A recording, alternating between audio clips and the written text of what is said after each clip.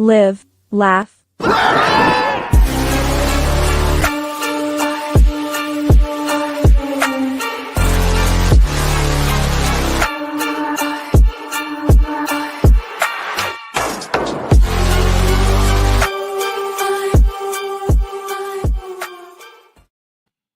How's it going, everybody? This is Daniel. I am joined by Rick Savage. How are you? I'm good. How are you? I'm doing good. I'm doing good. Every clip I see of you, you just beating the shit out of somebody. Yeah, that's the life I live, man. That's the life I live. Awesome. Well, if people want to see those videos, and like the one of them that was on that clip reminds me of the Avengers movie where Yeah. Thor smashing Loki from side to side. Like that's the closest I've ever seen that happen in real life. So if you want to check that out, where can everybody find you? Find me on my main page is Instagram at Worldbreaker Savage. Facebook's Brick Savage, and Twitter is Brick Savage 7. Those are the main three that I'm on the most. That's awesome. And question, is Brick Savage like the most intense name that's ever existed? I believe so. I looked, I couldn't find one better. So yeah. Like if the first name is like leaving you with a little bit of uncertainty, the last name is going to make sure you know exactly what's about to happen when you step in. 100%. That's awesome. That's exactly right. Well, I appreciate you taking the time to talk with me tonight. Really excited to learn more, kind of interested to see where kind of everything starts for you. You're based out of Texas, right? Yep, Austin, Texas. Yes, sir. What's your go-to Whataburger order? I don't like Whataburger. You don't like Whataburger? It's not my man. I probably had so much Whataburger when I was younger. I probably got sick of it. Yeah. At some point, but I'm not a big fan of Whataburger anymore. Freddy's is probably my favorite one out here. Steak burger, and then In-N-Out. Well, those two are just like for me. Good for me. I feel like Whataburger and In-N-Out are kind of, and then you throw like Shake Shack in there if you're from the north, but those are kind of like the ones that contend. Which one do you, if you had to like unbiasedly, like you take out all of the Whataburger you had as a kid, which one do you think is best? In-N-Out. Okay, I think I'd have to agree.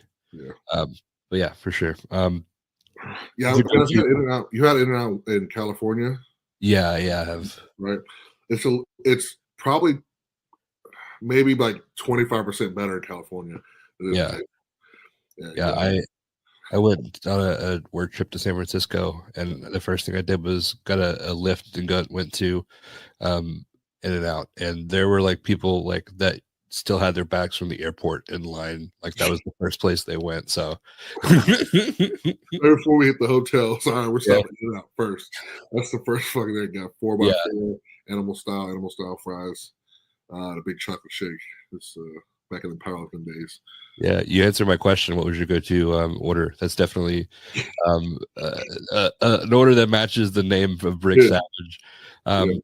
You haven't always been the massive kind of intimidating figure that you are today. Where does your journey with wrestling start? Like as a kid, like or where did you first come in contact with wrestling?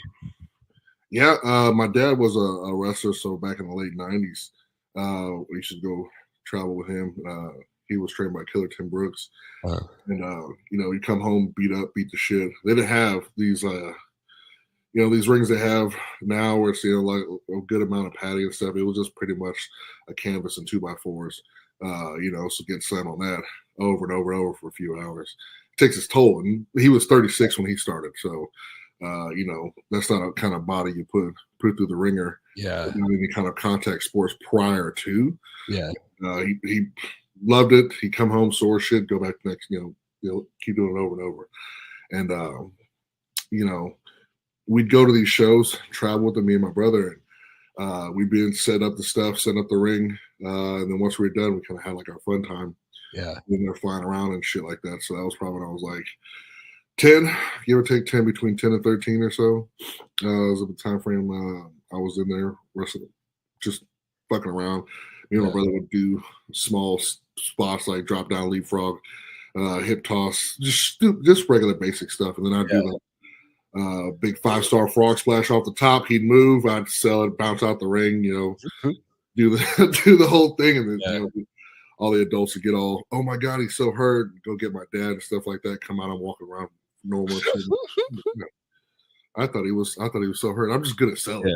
Yeah. It's got to be a proud moment for your dad. Yeah. Yeah, exactly. So that was probably like the first time I was getting into it. I'd wrestle my dad, and shit like that when I was in it. But after that, I think 13 was probably the last deal I wrestled him at with, and went on to other stuff. I didn't even think twice about wrestling after that. Yeah. Were you a fan of it outside of your dad doing it? I was when I was younger. But I pretty much kept up with wrestling throughout the years here and there. It's never left me completely because there's larger than life characters that still kind of like travel off like to movies or did other things, other projects and stuff like that. So I kind of feel like I'm always somehow brought back into it at some point. Yeah.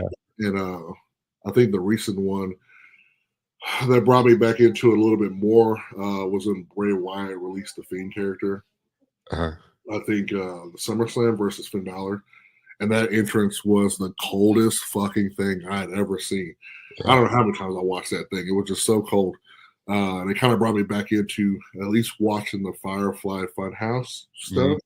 And I'd catch a couple matches here and there. But other than that, I really wasn't keeping up with it. I think the Fiend was just like that thing for me that brought like some fun, interesting thing to it. And I was like kind of keeping up with, but again, wasn't into trying to get into it or anything like that. I just like the idea of this monster thing that he was, grown into and stuff like that. And the dude's psychotic. He's got all these personalities, talking to all these puppets, and like, some of these people can see him, some can't. It's like it was something fresh, something. Yeah, of course. So that's what. It was fun.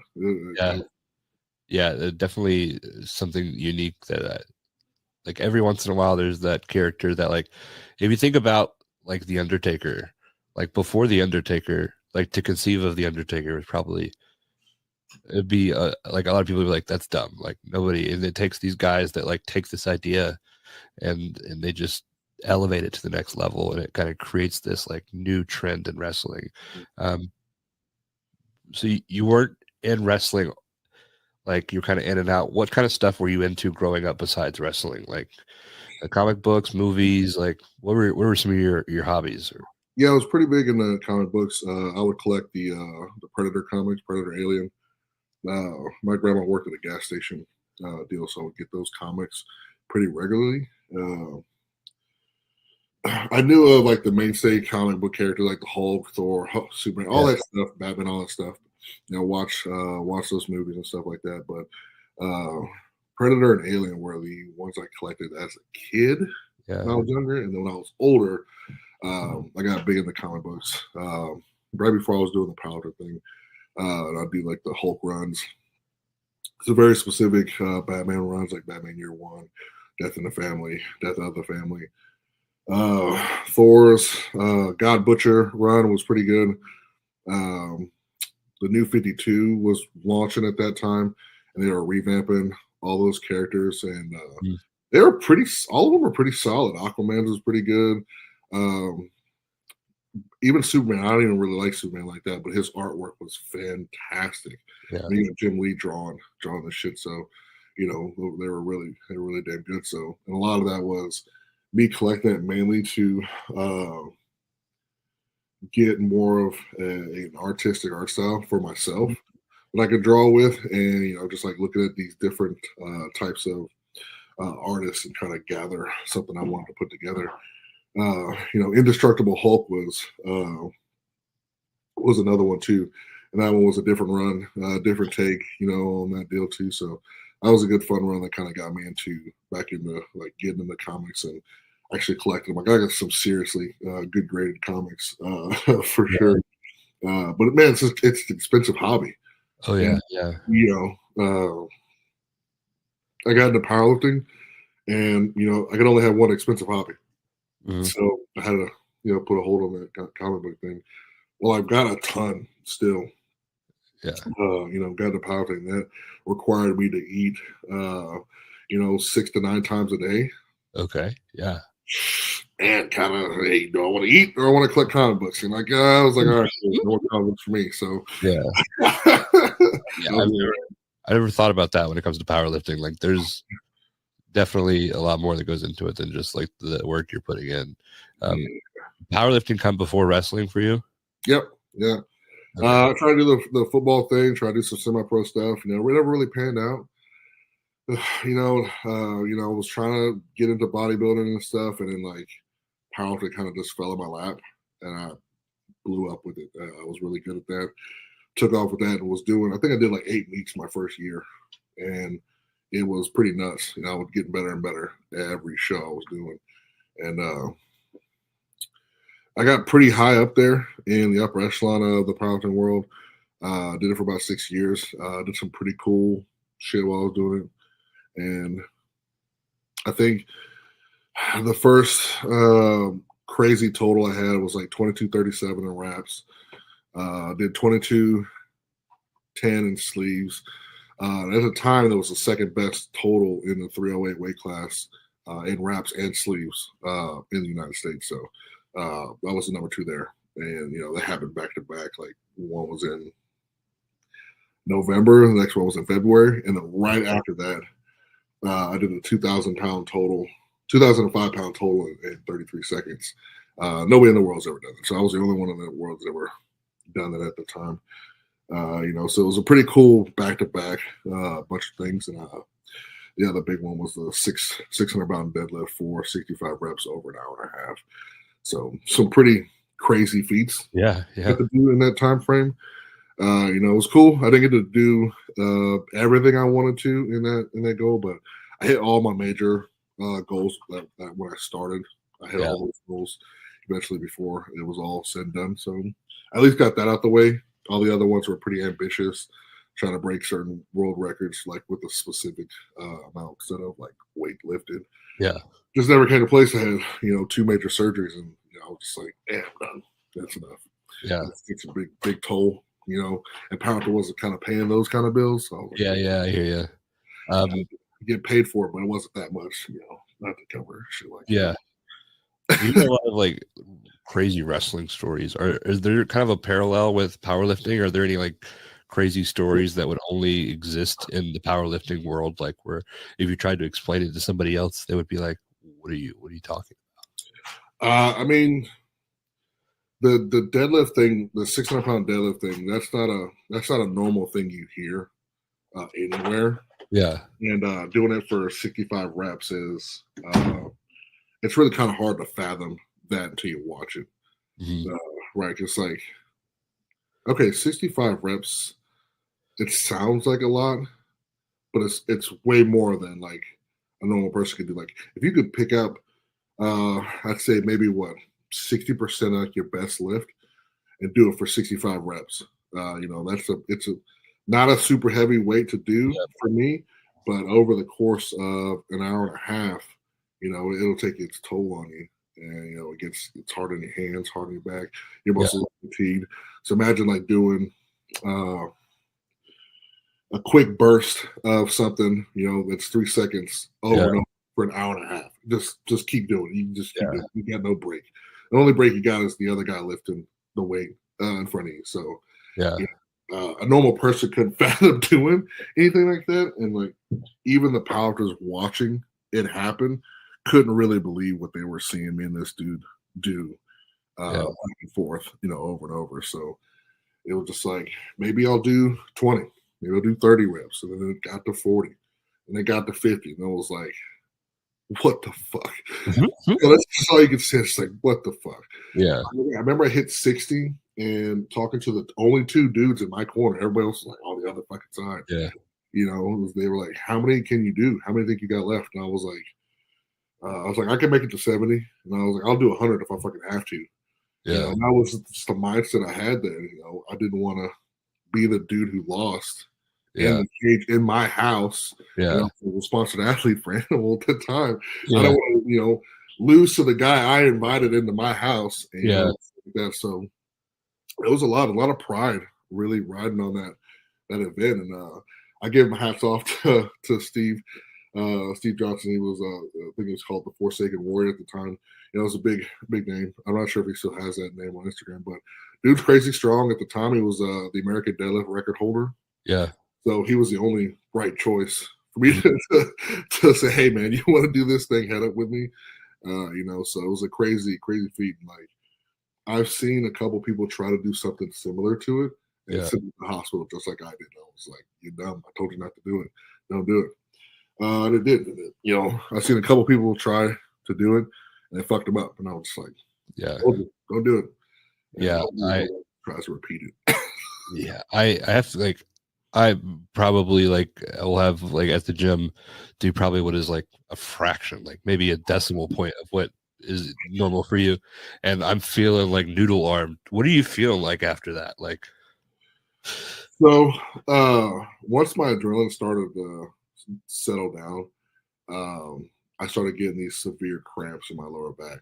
What had happened was I was getting rhabdo, and it was shutting my kidneys down right there in front of everybody in that cage. They had to stop the whole show to get me wheeled out of there on a stretcher because I could no longer I couldn't use my legs at that point. I was severely dehydrated. Didn't eat anything the morning of. I never do for these kind of events, but I didn't think it was going to go an hour and a half either. Severely dehydrated. Sodium was fucking low, so that rhabdo, that was a recipe for disaster. And couldn't eat anything. And I'm just like, all right, cool. I'm going to lay down because I normally do. 300. I think maybe I was like 295 then, between 295 305. So it was pretty heavy. And, I was like, I'll lay down for a little bit, get this cramps out of my back, drink some stuff. Was not happening. I just could not get up. Could not at all.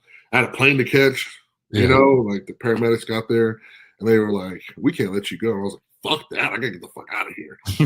They were like, well, if you can get up, then you can go. So I tried everything in my power to push myself off the floor. It would not work. I was like, all right, cool. I'll go to the hospital, but I guess. What's the recovery timeline on that? Yeah. So the hospital I went to in Ohio didn't fucking do shit for me.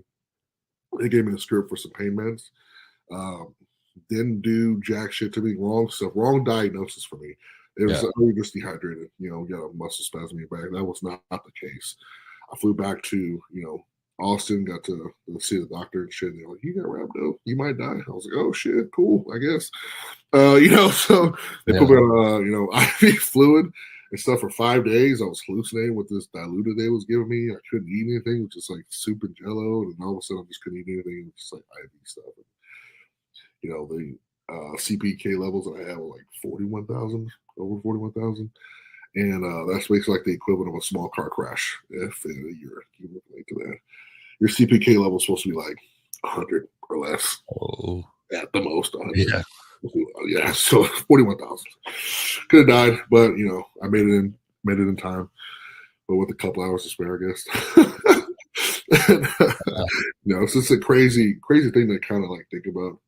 And even like powerlifting are just like, what the fuck? And that's still probably the most talked about event that's ever happened there. Yeah. So, hats off to me and Steve, but it's not something you want to try. Not even with like less weight. You don't want to fucking do it. It's the worst decision. I wouldn't change anything that happened, but I wouldn't do it again in this body ever again in my life. Yeah. Never again. Never again. I love that you mentioned this. And if I hadn't asked another question, we never would have heard the last part. I wouldn't change the day. Wouldn't change it all. But I would never, under any circumstance, do anything like that ever again. Never. Did you continue to powerlift after that? I did. So it sent me in the hospital for 5 days. And then I wasn't supposed to work out, at all, whatever. But I was continually seeing my doctor. My levels were going down. When it finally got to around 3,000, 2,000 or so, they were like, okay, cool. We're good. You don't need to come see us anymore. Just keep doing whatever you're doing. And I was still working out. Didn't tell them that part. But I was just down in Gatorades, getting all my electrolytes in, just to try to force all that junk out of my body. I was still working out, just trying a little bit to see what I could do. And it hurt so bad. Yeah. So by the time like the 3.5 weeks was over, I was back to squatting 825. Yeah. Which is pretty big. And I was getting ready to do 900, and my niece, my patella tendon snapped. Right. So, I was getting back into it, but that snapped, that sent me out for at surgery, got cleared 4 months later to start lifting back again. And then a year later after the incident, I did make it to a powerlifting meet. I think second or third in that deal out of, it was a big meet too. Yeah. It was one of the bigger meets of the year. At least made it back. Had a pretty big total. I think it was like 2,100, so it wasn't my best.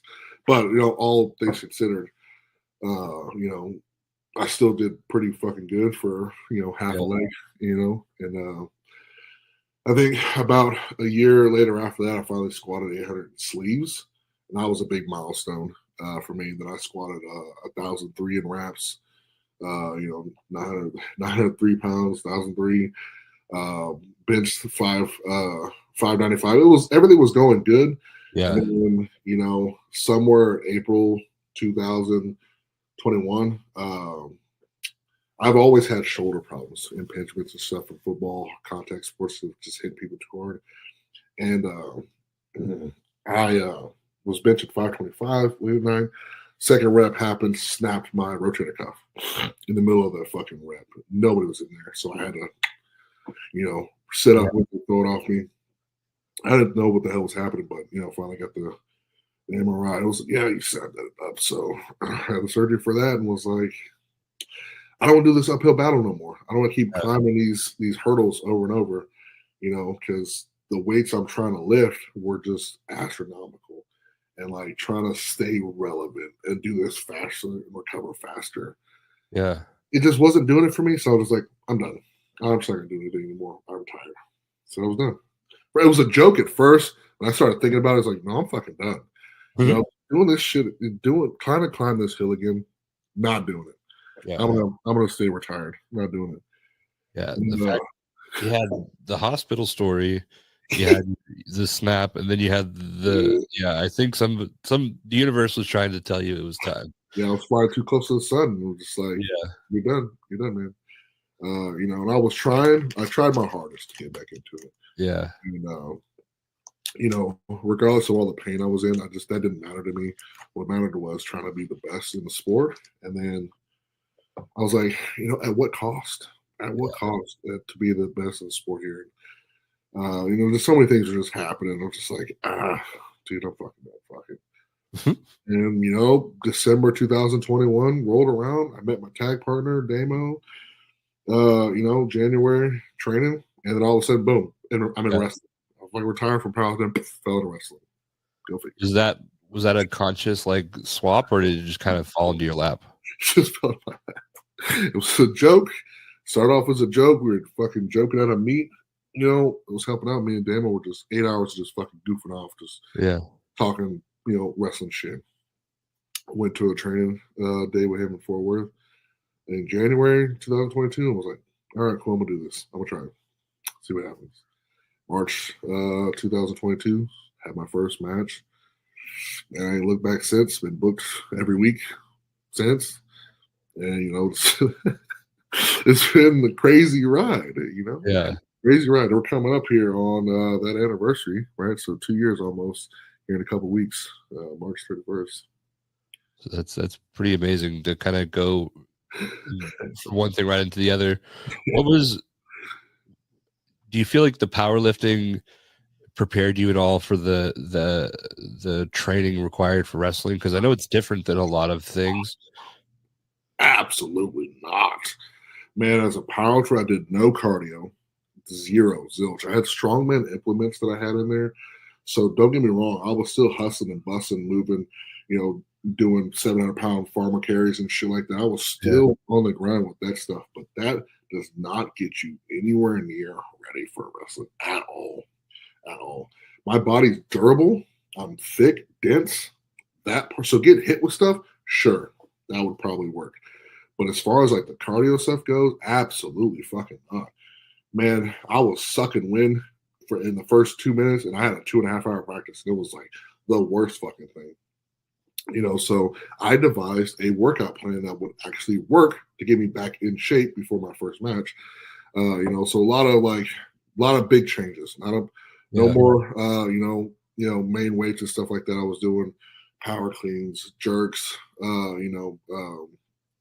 power shrugs, doing small jog, 10-minute circuits, stuff like that. Up downs, shit like that. That emulated stuff you would do in a wrestling ring to get me ready. And I was like jogging and shit. I hate jogging. Fucking was the worst. My knees suck.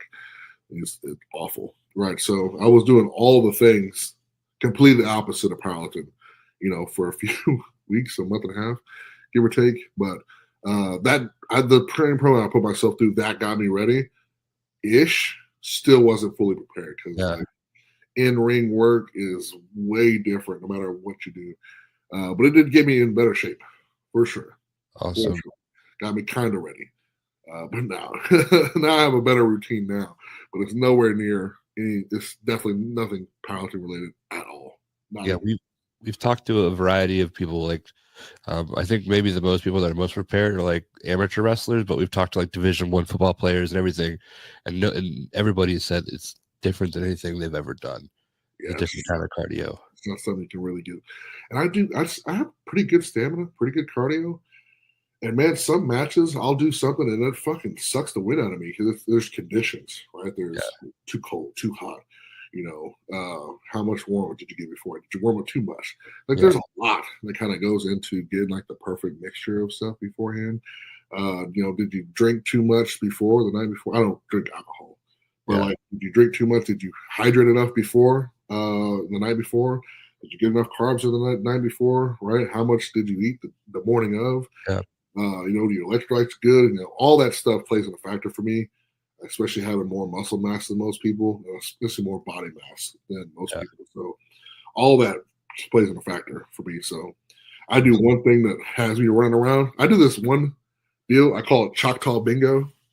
And it's if you look it up, it's about basically like doing meth trade in between Oklahoma and Texas. So that's the idea. It's like if you're on meth, you're just all over the place. Yeah. It's a 3-corner splash thing I do continuously. I drag the person out to the middle. I'll hit the ropes, use my momentum to do-si-dome around into the ropes for them. And they're going to come back and hit me right in the chest. So that's a big brick wall they're going to run into. So, so that move there, it's really cool looking. It's it's a fast-paced thing. Fans love that shit when you run around all over the place. But holy hell, it sucks the wind out of you. Yeah, and it doesn't matter how much cardio I do. Every time I do that thing, I'm just like, Jesus Christ, wow. So, I got to hit them. I got to make it look, devastating. I got to hit them back while they're hitting me.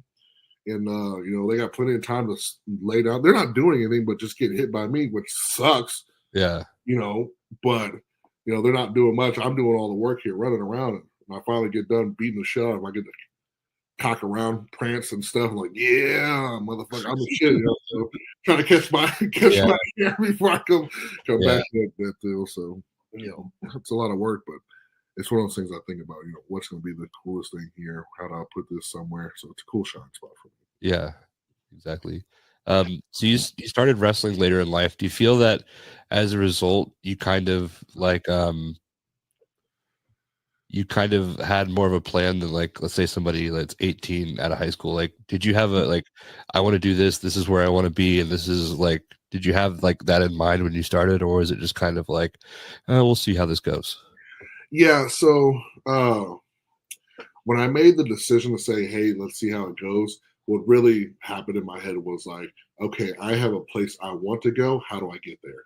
Yeah. And with the maturity that I have now and all the shit I did in Powerlifting, how to get in those places, how to get to these companies, how to do this, that, and the third, those things set me up for great success in marketing, social media structure, and all that stuff like that beforehand. So if I was 18 trying to do it, had no fucking clue what I was doing. Yeah. But the body and the mind I have now definitely set me up with a better plan for it because, I train better. I map things out better. Look to who I was needed to contact. How do I rebranded my social media. All these things all played a factor. And I wanted to make sure all my T's were crossed, my I's were dotted before I got into it. Before I drew my first logo. Yeah. Right? Just all these things I had in place because I knew they were important. Yeah. I knew all those things were important because branding and shit matters. And I would hire somebody if I couldn't find somebody to record for me. I would hire somebody to record my matches for me because I knew the content was important. Yeah. And me chopping up the content, no matter if it was the same fucking move, right? If I chopped it up right, if I could make content out of it, I'd have a week or 2 weeks worth of shit. You know, if I didn't wrestle, I could post stuff. But, you know, having at least one match a week gives me 1 week's worth of content. You know, if I have 2 matches in that weekend, boom, I've got 2 weeks worth of content I can continuously keep putting out there. Yeah. To make myself look busy, you know, and make myself look like I wrestled 4 or 5 nights a week versus just the 2. And, you know, shit like that was in my head. Like, how do I get to where I'm going? And to do that, I need to create a buzz. Yeah. Create myself being busy and manifest myself into being busy. And that's the plan I had focused when I was like, I'll see where I'm going to go with this. That's the first thing I was like, yeah, okay, cool. What do I need? How do I get there? How do I get myself to not look like some dude who just came out of wrestling school that bought that shit from Walmart? Yeah. Right, to get in there, to looking pristine. What's the image I want to put out? You know, stuff like that. How do I work to getting to where I'm at now? I was like, okay, cool. I need this is the image I have now, so I have to work with. How do I evolve from here? So it's like, cool, I do this, make some merch, do some things, create some more designs, and start molding stuff on the way. So the idea was I need to get out of the States. I want to get to Japan. So how do I do that? Right. So I got to start getting these small milestones, hit these people up, work these companies, get this kind of style of gear, right? Have this specific look, wrestle this specific style, shit that they like, kind of thing. You know, that's stuff I started trying to model myself after. And that's the mindset I had when I was like, yeah, let's see where it goes. It wasn't off a whim, but, you know, it was still calculated after the fact. It was like, okay, I want to see where this goes. What do I need to do to get there? Yeah, I think a lot of people had that mindset. Like that's how I try to like handle this. Much different. Like I'm not throwing people around and like, but like I try to maintain the same thing. Like you dress for the job you want. And if your social media looks bad, if your stuff looks bad, then nobody's going to pay you the mind. But if you're constantly putting out cool stuff, there are people that are like, that's their favorite part of the day. Like, I'm sure you've got people that like, no matter what you post, they're always going to like it. And like, you kind of build that. And then you've got like 2, and then you've got 10 and 20, and it kind of keeps growing. So you've got the business side of wrestling down before you even start. I don't know much about powerlifting, but it seems like compared to wrestling, it lacks a certain theatrical kind of like expression. I could be wrong. It did, but there are characters in powerlifting that you have very hardcore-ish dudes, and then I think I brought a little bit of that pro wrestling-esque vibe in my younger years into powerlifting, challenging people, cutting promos, doing shit like that, you know, putting stakes up, you know, building that wrestling style-ish stuff into there. And now they got personalities now. You know, they're prima donnas and shit. They've got places that I have. I know this dude named Michael Spicer. He does his show. He's got lights, smoke. He's got a whole fucking presentation there. That's definitely the theatrics side of it. For sure. You know, most meets don't look like that. Yeah. Regular meets don't look like that. But he wants to set it apart from himself. He's got that vibe there, which is pretty cool. But you don't see that all the time. It's not. You're not gonna get that every show. Not like a pro wrestling show. Yeah. And how was the adjustment? Because, like I'm very unfamiliar with powerlifting. Are there crowds at some of these meets? Yeah. Yeah. So you've got like people cheering for you, and you've got like most of them are like family. Okay. The people's families, other lifters, mostly other lifters. You're gonna see a lot of lifter-esque people who go to the gym. Yeah. People who are family of the people who go to the gym is basically those things. and they've all people in powerlifting want to try to get a crowd of people and make it interesting to the people who don't powerlift. They have not been successful with it. They've tried a million different fucking things.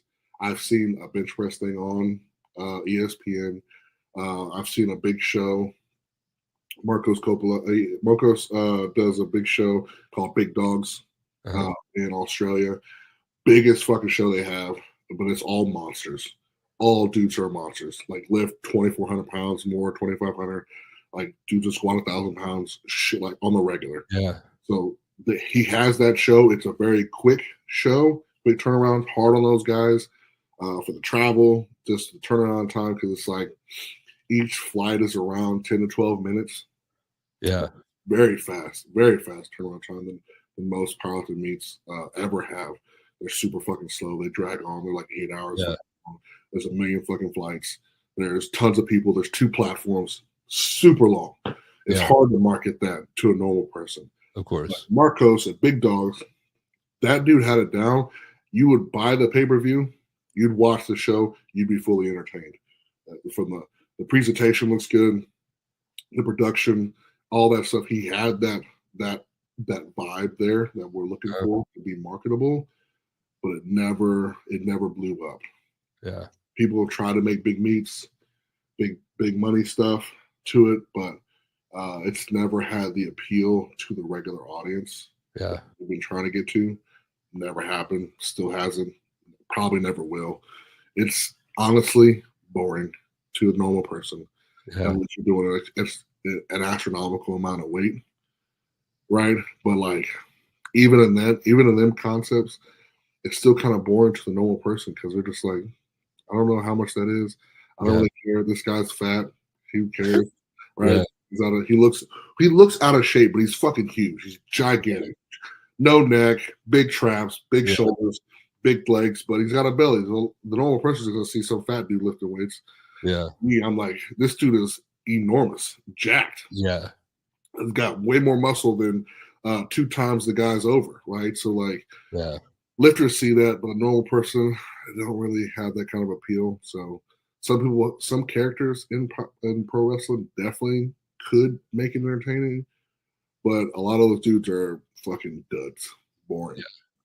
They're the most boring personalities you've ever met. No matter what they do, they're fake, they're dumb. Yeah, it's hard to appeal when you got the personality of a potato. It's just hard. So how is it for you where you're now doing something where everything you do is linked to a reaction in the crowd, if you're doing it right at least, but like where you're not only performing, you're almost like the puppet master and you're doing things to kind of elicit responses? And man, because I'm an entertainer and I've definitely noticed that. I wouldn't say I'm super big into theatrics, but the prep time from right before I walk on the stage, you get invested in the lifter when they have like a certain thing they do. Right. I used to wipe my feet like a fucking bull's about to charge. I had this fucking thing, you know, I sniffed the smelling salt. I'd flex all my traps up and get myself amped up right before the lift. Calm, do the deal, get off the fucking stage. If the lift was good, I'd flip my shit, right? Do all the deal. So there's a little bit of exciting to watch somebody like me. Not everybody has that kind of thing. Not everybody lives like that. Even I changed during some time where it takes 800-900 pounds for me to fucking crack a smile. Like, you know, so it's, some of the times you see me do something in the ring that looks really cool to everybody else, I make a stone fucking face. So I'm just like, that's what's supposed to happen. So it's kind of hard to try to do this. Sometimes I'll amp up and I'll do something cool and I'll, you know, flock my feathers around and stuff like that. But sometimes I do something that's just like, what the fuck did I just see? I just stone face look and I'm like, that's exactly what you just saw. And that's exactly what's supposed to happen. So, you know, it works sometimes for different crowds. It doesn't work for every crowd.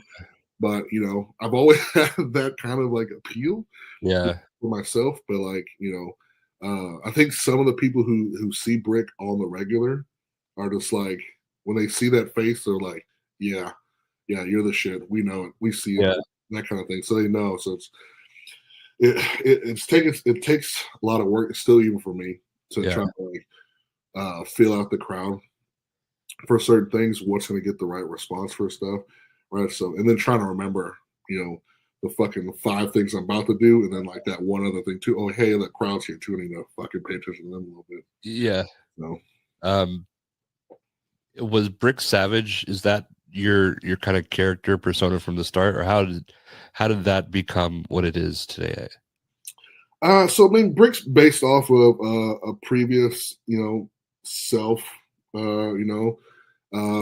It's best way to describe it is, an unhinged sociopath. I've got, a certain medical condition that causes me to lose my shit certain times, and that really fits that kind of older, younger, 20 to 25 self that I had, who would go out all the time looking for trouble, out of control and shit like that.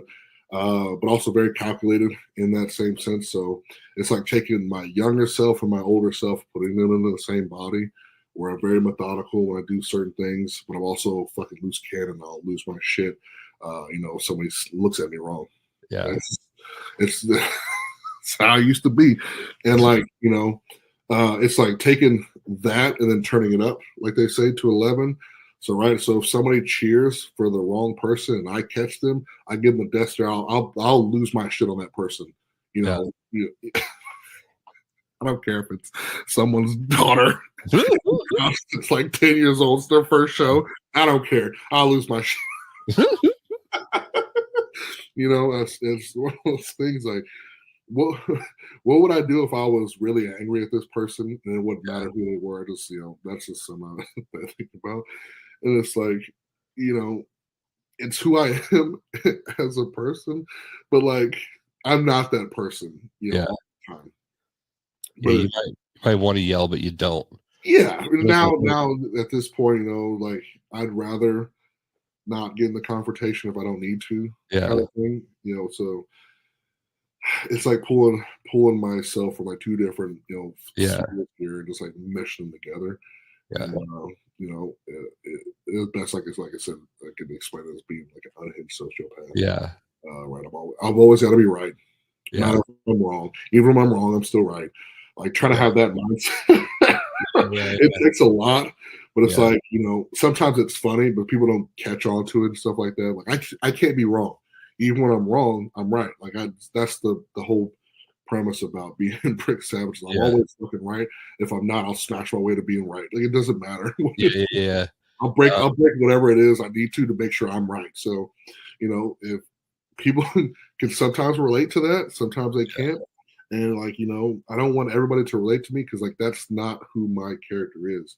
You should be worried about somebody being like me being that close to you, because you have no idea what's going to happen. Yeah. So some people love it because they like to see the destruction.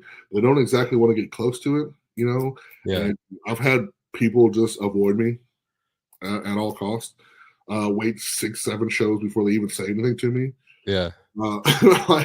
I always, I've said it on a couple of podcasts before, like, if you want to get on my good side, bring me a bag of peanut M&Ms, and then, we could probably have a conversation. And they do, so they bring me a peace offering and stuff, and we'll have a good conversation. So that's one of those things. I love you have to like like when with the king, like the peasants would have to like bring something. That's exactly right, man. So one of our favorite guests on this podcast has been Mark James, and his current character is a heel. He plays a really good heel, but he said the thing where he's like, I try to be extra nice in real life. Like, if I see somebody with a flat tire, I'm going to stop and help them, because when I get in that ring, I want to be able to get that karma and use it for just being a total asshole. Like, so that kind of reminded me of what you're saying. Just kind of like you try to take it easy during the regular day, so that when you get in the ring, you can kind of turn it up. And because it's exhausting. It's exhausting being Brick Savage. I'm not gonna lie. And I have to kind of have this cloud of brick throughout the week. Yeah. Like I push off to the side on Mondays. I close the door on Brick on Mondays. Don't talk to me. I won't talk wrestling. I don't want to talk none of this shit. I don't want to close off on Mondays. Tuesday through Thursday and Friday. And that clouds was hovering over, like it's like the conscience over my shoulder and shit. Yeah. What will Brick say? That dude just like tagged you with something. Fuck him up. Like say something. Fuck that. It's just always like there. And I'm like, fuck off me, right? Just wait till Saturday. Just look out for a little bit. And when I'm driving up there to the show, I'm playing my music playlist. It's like some electro house, EDM stuff. The tempo is like 170 to 190. It's high. My heart's racing for 3.5 hours. I get there. Cool, calm as potato when I walk in, but my heart's been racing for 3 hours, right? So cool, calm, walk in there. I'll start getting my shit on, and then shit starts to just change. Yeah. I'm kind of isolated. I mean, not exactly at a corner, not usually always by myself. Kind of still close to people, but not really. I'm getting my shit on, getting quieter.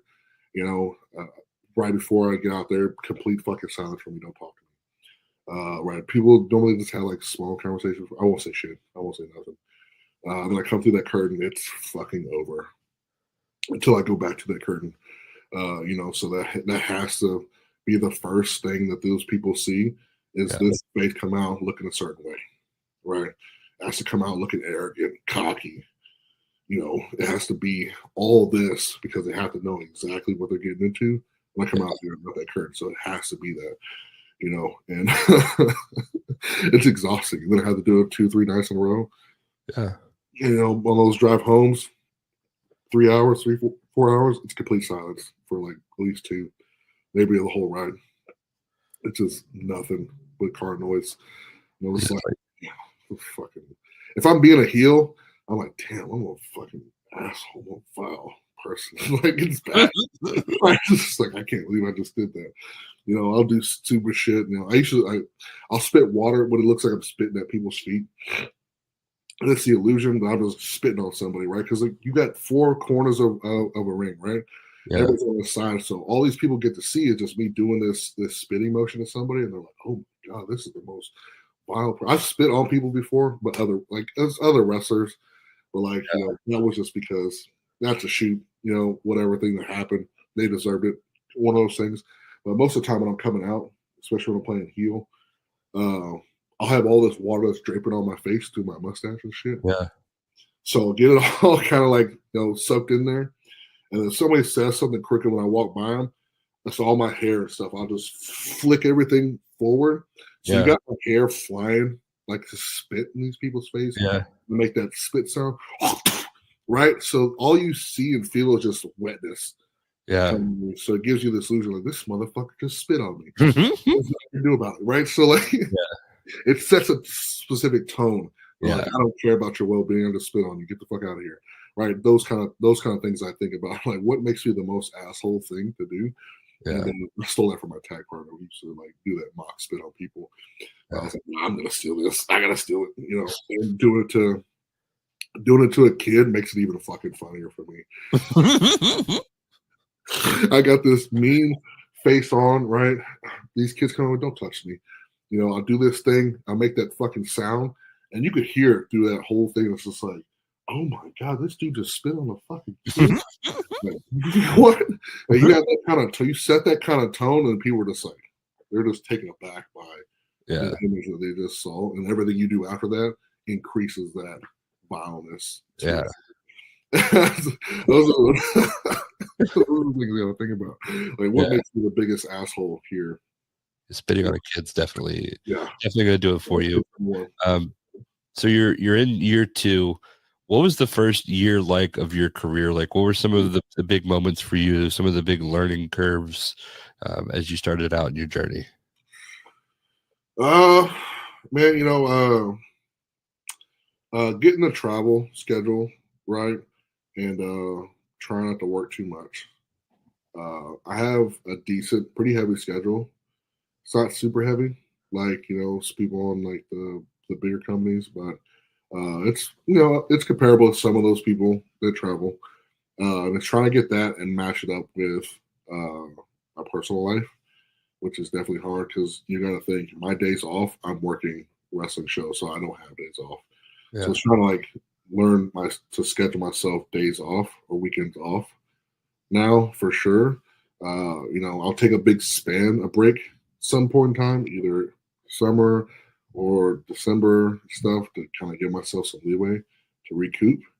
But now I'm trying to like schedule myself off like specific weekends or maybe not so much Yeah. to give myself a break because it's really easy for me to go way too. I have a very addictive personality. It's easy for me to be obsessive over something and go too hard for things and not give myself time, to train or recoup or recover and stuff like that. So in hindsight, man, I told my adductor 4 times, 2 on each side, because like I would do stuff too much. I snapped it one time, couldn't really take any time off. So I figured out how do I get around this? So I stopped doing certain moves or I stopped moving a certain way for a little while, finally get it healed, fuck the other one up because I was off balance. I never gave myself really time to recover. So in hindsight, I'm thinking about it now. It's like, okay, if I would have taken this weekend off like I was supposed to, this probably wouldn't have happened. Right. So, I'm trying to, that was probably the biggest thing I've got too in year 2 was like, okay, cool. I'll have a heavy schedule. I'll do all these shows that I want to. But they've got to mean a little bit something. They can't be like fucking mediocre ass things. I'm past that part. It's got to mean a little something. I'll at least do a show once, debut somewhere new. That's no problem with me. But, my big takeaway is I want to have good matches with good opponents. Yeah. That's the really big thing to me. Not only is that content better, but, the matches, overall quality of the match is better. It makes the show better. It makes the people want to return. Yeah. So that's a big thing I think about now also. And there are guys that are really good that probably won't get any higher than this level or higher than the level they're at, which is crazy. They're really good. They don't have like the look, they don't have the desire, to do it. All those things, it takes a toll. It's expensive sometimes if you're not, making the right, you don't have the right means of things. You're not negotiating right. Yeah. It's expensive, So thinking about all those things and trying to be into this year 2, it's just like I need the content, I need the good opponents, I need the schedule that makes sense that I can recover with. Yeah. And if I can keep a hold of those things, I know I won't be here in this circuit too much longer. I'll be able to go over into the next level. And my first year, I did get to wrestle a couple of people that were in a higher level than me. And I was like, fuck, I'm kind of good like these people, but I don't have it just yet. And going into year 2, I was looking for those opponents. And when I got them, a couple of them like, okay, cool, I'm on this level now. And then when I got to wrestle a couple guys that were on TV, it's like, okay, fuck, I'm not at this level. Yeah. So going in year 3 is now me working in a high level that matches the people that I see on TV. Because, wrestling dudes like Moose, wrestling dudes like Brian Keith versus Moose. Brian Keith, I felt like I could keep up with. Cool. I was like, great. That feels great. Wrestled Moose like a week or 2 later, and I was like, holy shit, this is not the same. Yeah. I could not believe like the different level there. And it was just like the experience. And it taught me a big one too with Moose. To make sure I have everything down beforehand. If I don't, keep asking questions. Yeah. There's nothing wrong with asking questions. Nothing wrong with that. Nothing wrong with going over again. And I was pretty good at doing matches on the fly, but not so much doing matches with remembering a lot of stuff back to back, a lot of sequences back to back. Yeah. So I spent a lot of those matches after that working on both, making sure I could do both, And I want to say my 100th match was actually against Exodus Prime, and that's where I feel like shit just clicked. We had all these things, right? We kind of had a couple things that had to change because of something happened or whatever. But we had all these sequences of things that were happening, and they all happened one way or another in the time frame they were supposed to. And at that match, I was like, okay, I think I got it. got it. It just I didn't have to turn it up. Yeah, yeah. Just of it, I got to turn it up a notch. So that's what I'm working on. Year 3 is taking all that, turning it up another notch. And I had this match here with JJ Blake, March 2nd at PWF, Premier Wrestling Federation in Houston. Uh-huh. And I feel like I've got it. I've got what I need to. I just need to make it better. Mm-hmm. And it takes a lot of work, but I don't have a lot of time. So we're trying to condense, I don't know, 10 years worth of shit in 5 years. That's what it feels like for me. That's what it feels like to me. Right. So I think, year 3 I'll have a closer bit deal of having about maybe 6 years worth of experience here in this 3rd year. Yeah. That's what it kind of feels like I'm doing, is taking all this shit that should take this amount of time to do and just condense it down. And that's how I feel when I go into next year. Every year I go into, I'm like, okay, cool, I got this shit. How do I tighten this up? Yeah. I feel like that added experience that you had going into it is very helpful, because a lot of people spend the first few years just kind of fucking around trying to figure out what it is. You already know what you want to do. You're taking the steps to get there. I definitely see how that's paying off for you in dividends. I do have a question. You've worked a few death matches. Now, how what is your first death match like? How do you prepare for that? Because that's nothing like powerlifting. That's something I'm pretty confident. Is there's no barbed wire in powerlifting. How do you prepare yourself for that kind of match? Let's be very specific. I've only done one death match. I've done hardcore things. I've had other implements and stuff. I did a no holds bar that had stuff with barbed wire in it. Okay. Barbed wire. And I had the match with Necro Butcher during a death match show. So there's definitely glass and shit still in the ring on the floor that we were falling into. I don't count those two as okay. I had a death match with Sky de la Cremosa, and I wanted it to be different because all the death matches, they're not all the same, but they're all the same concept of this thing has to have barbed wire, blades, glass, that shit, right? So yeah, I'm going to be very specific with the implements I was using, tell a good story. And what I proposed was doing Brick's Rules. And the idea behind Brick's Rules was having a Texas death match where the pinfall didn't matter. You had to answer a standing 10 count if you got the pinfall, right? So you didn't really necessarily have to kick out and waste your energy, but, get the 10 count to win the deal. And what had happened over the course of that time is I changed the rules twice during the match. And, getting to use all these different things like the barbed wire tables and all that stuff, the mousetrap table, getting to use all these things and make it make sense into the deal, make it a good story. Yeah. Because at the end of the match here, the idea was Sky only needed to pin me once, and he needed to answer a standing 10 count for me to win. For not answer a standing 10 count for me to win. Right. So the odds were stacked up against me because he'd already pinned me twice. Yeah. Right. And, he'd already answered. He just barely answered a standing 10 count right before that. So, the odds were stacked against me because he only needs 1, 2, 3. I need a whole 10. And, the tension built up that we built up through that match was palatable. Like you could feel like, okay, if Sky sneaks this one pin in, he could fucking win. Right. Yeah. I had to do 10 times more damage to him in a short time frame to capitalize on that deal that's standing 10 count and stuff like that. So, it was one of those stories like it was a cool thing. The glass, I'm not really a big fan of. I hate glass. Everything else is kind of okay for me. I just hate glass. I absolutely loathe glass. It just doesn't matter what it is. It cuts you up with stupid cuts. I don't like it. I don't like it. I don't blame you. Yeah. The story was cool. It was a cool thing. It was a cool twist on a death match. He took the tubes. I didn't take the tubes, but I still fell in the fucking glass. Like it's still a thing. Got to take all the things and we got to tell a cool story. So that was fun. And I've had other matches where I had other hardcore stuff. I got kicked with a barbed wire kick pad one time. That sucked.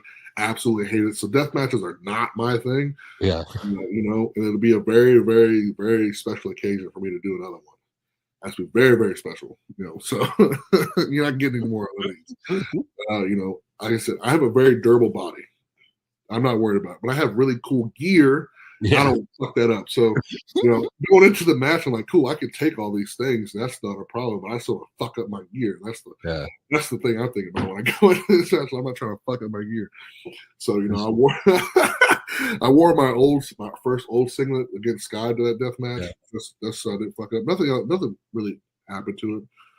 But I was a concern of mine was messing up my gear.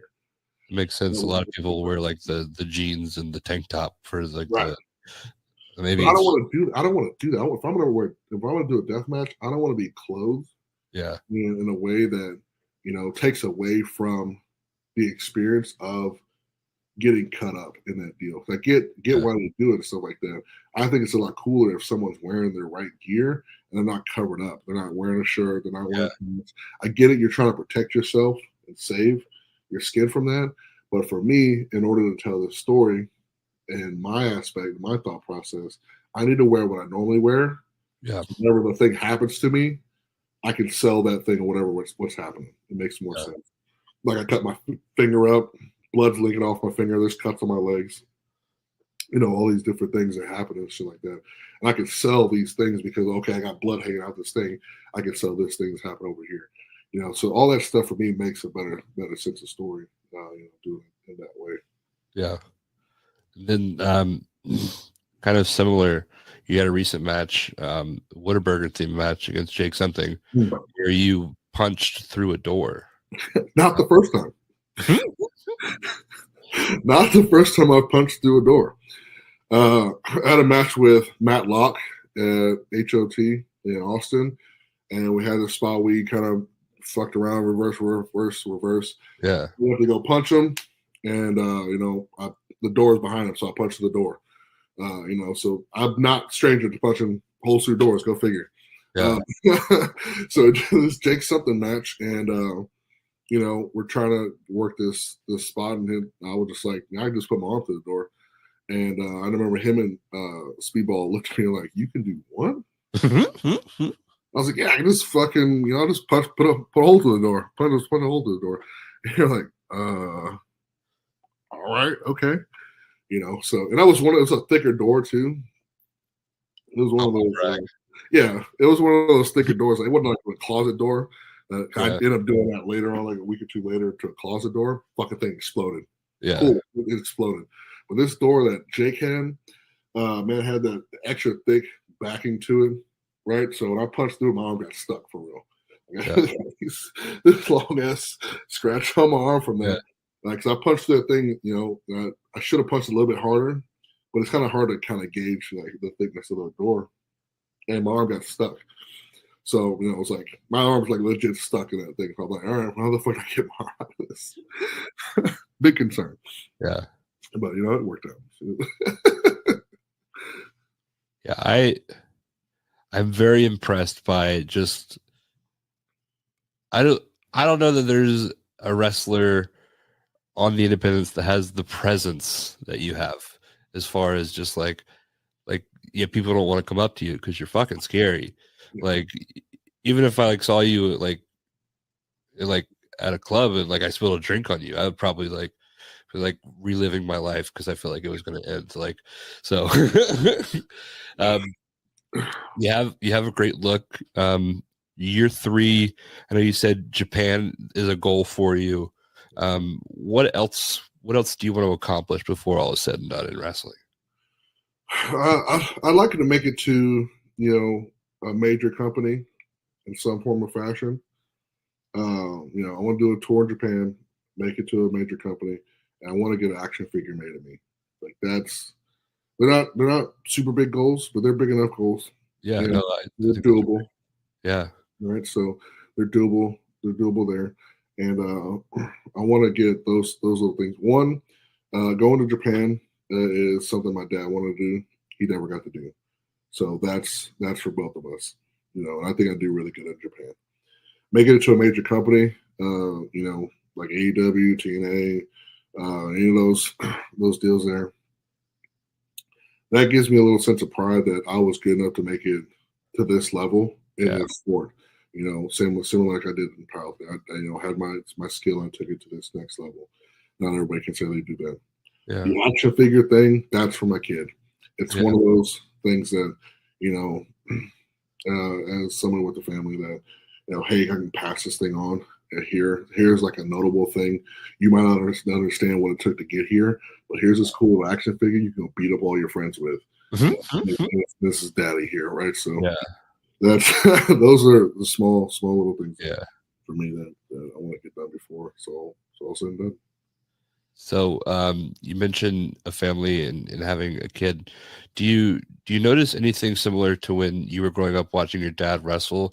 Does that give you a new appreciation from like having your family involved? Or is that something where maybe you don't want them involved because you're out here spitting on kids? I step on my kid all the time. So like I'm pretty, I get some of that vile stuff from him and what he does to me. So like, he loves watching me beat the shit out of people. Go figure. So when I get to take him and stuff like that, he loves to go, loves to watch it. I wouldn't necessarily want him to be in it because it's one of those things like it's a really tough business and you could do a lot more other things. Yeah. Probably make the same money or more, and not have your body go through a bunch of shit. I built a body that works for pro wrestling. Yeah. Right. So like it works for me, but I wouldn't want him to fall into that. If he happens to fall into it, cool. But he can do a lot more other cool things with animals and stuff like that he likes than to do pro wrestling. And if he gets those kind of that kind of education that way and still wants to do wrestling after that, cool. Because then he gets done with wrestling, he can fall back on the other stuff later. Yeah. Always go back to that. Yeah. Awesome. Well, we're kind of speaking about the future with what's next for you and then like your family and all of that. We like to end the podcast by asking our guests who are some people that you think more people need to know about. We're based in North Carolina, so I'm sure you guys have a lot of people down in Texas that we may not know. So who do you want to put over? That's a tough spot to put me in. One of them for sure is Danny O'Ryan. I think that kid is very smart. He has a cool look to him. Very good in the ring. He has a bright future ahead of him for sure. Yeah. If they haven't heard of Exodus Prime 2, that's another one. He's been in the game a little longer, and the dude he's smart, knowledgeable, can work for sure. He's just as innovative as I am, and making things entertaining. He's a very entertaining person for sure. Man, it's hard to think about.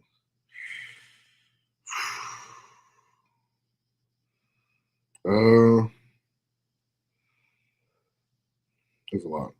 I'm going to name off a few. Rachel Rose, Hyon, Demo Diamond, and I'm probably throw Matlock in there. This covers like a wide range of things. Women's wrestling, deathmatch stuff. Dmitry Alexandrov, that's another one. Right. So these group of people that I see kind of often, and I know they have goals of making it to another level. Right. So Demo Diamond is probably the younger one out of those two, besides like Danny O'Ryan, that he's growing into his own person, and it's becoming a very entertaining thing to watch. Right. So, Dimitri is a deathmatch guy. He can also wrestle, but he's known for his deathmatch stuff. Same with Matlock. Those dudes put their bodies through all kinds of shit. He's just as innovative with things, but with deathmatch stuff. And it's like, why the fuck did you do that? I don't know. Just did it anyway. He wants to entertain those people and do it in the way he wants to do it. And like I can respect that. Same with Dimitri. He's a Russian bear fighter. Yeah, fucking Vladimir Putin's least favorite pro wrestler. He's got a look, image, goal. Yeah. It's just one of those things. Like these people are they're good in the ring, and like they don't have the recognition I think they should have. Yeah. Some of them will probably eventually get there. Like Exodus might take a little longer, but he's finally getting some notoriety up. He's been on AEW Dark a few times, Ring of Honor and stuff like that. We're getting shows for Wrestling Revolver. The guy's great. He's if anybody's ever seen him work Wardlow, there's this specific sell he does where he got super stiff.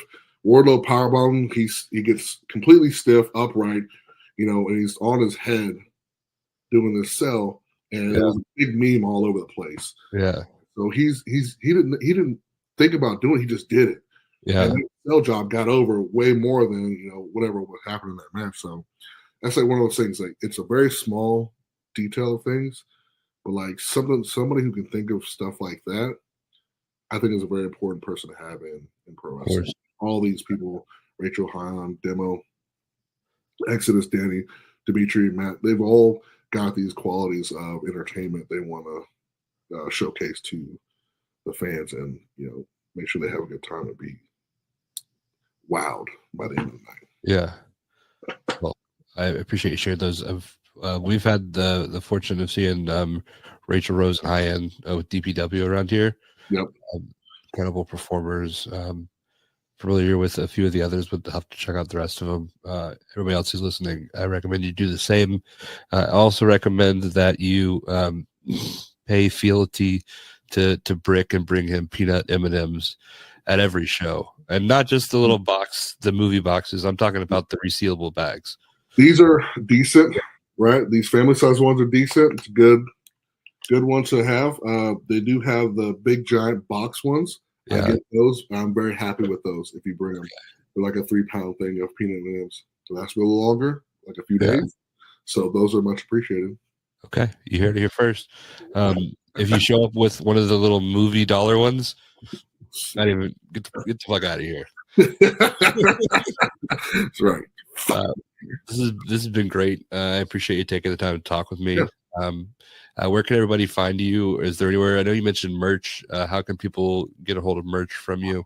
Yep, worldbreakersavage.com. I own my own URL. Go figure, right? So I have all my merch stuff up there. You buy it, boom, sends it off to you wherever you're at, no matter wherever you're at in the world. Sends it wherever to you. Yep, there we go. Awesome. And it's at World Breaker Savage on Instagram. That's the best place. If somebody wants to book you, is that the best place to reach you, or you have a that or Facebook? All these old people have Facebook, so I have one of those too. Spring Savage there. You'll see it. It's the main one there. It doesn't say backup page, but you can find me there. Instagram. Those are the best places to book me. Awesome. Well, thanks again, and I hope you have a great night.